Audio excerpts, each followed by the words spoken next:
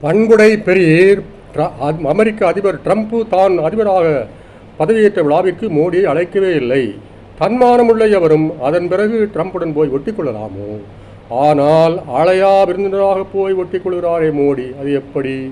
மோடி தலையை மொட்டையடித்து மொட்டை தலையிலே மிளகாய் மறைக்கின்றார் ட்ரம்ப். எப்படி? இதுவரை பாகிஸ்தான் பண்ணிய தீவிரவாத சேட்டைகளை கண்டிக்கவே இல்லை ட்ரம்ப், மாறாக உசுப்பி விடுகின்றார். எப்படி? ஆபரேஷன் சிந்தூரின் போது பாகிஸ்தான் இராணுவ தளபதி ஓடி ஒளிந்து கொண்டார் என்று பத்திரிகைகள் செய்தி வெளியிட்டன. போரில் வெற்றி பெற்று நாமே போரை நிறுத்தி கொண்டோம். ஆனால் ட்ரம்ப் காலமறிந்து கூவும் சேவல் அல்லவா, தனக்கு விளம்பரம் வழங்கும் ஏதாவது கிடைத்துவிட்டாலே சேவல் போல் கூவி விடுவார். அப்படித்தான் பாகிஸ்தான் போரை நானே நிறுத்தினேன் என்று கொக்கரிக்கின்றார்.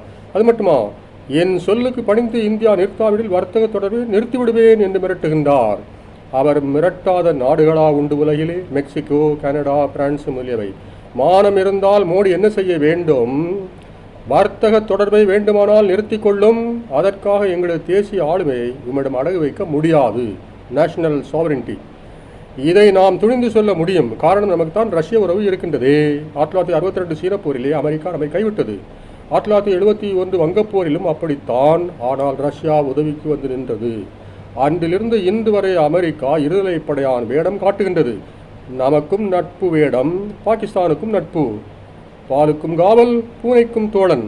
ஆங்கிலத்திலே சொல்லப்போனால் running with the hair and hunting with the hound. இப்போது பாருங்கள், பாகிஸ்தான் இராணுவ தலைவரை அழைத்து வயிறு உடைக்க விருந்து வைத்திருக்கின்றாரே. பிள்ளையும் கிள்ளி விட்டு தொட்டிலையும் மாட்டிவிட்டு நல்ல பிள்ளை போல் இருப்பாள் மகராசி. இதற்கு மேலும் மானம் இருந்தால் மோடி ஓடிப்போய் ட்ரம்பை கட்டி தழுவலாமோ? ட்ரம்பின் அணைப்பு கரடியின் அணைப்பு மறந்துவிட வேண்டாம்.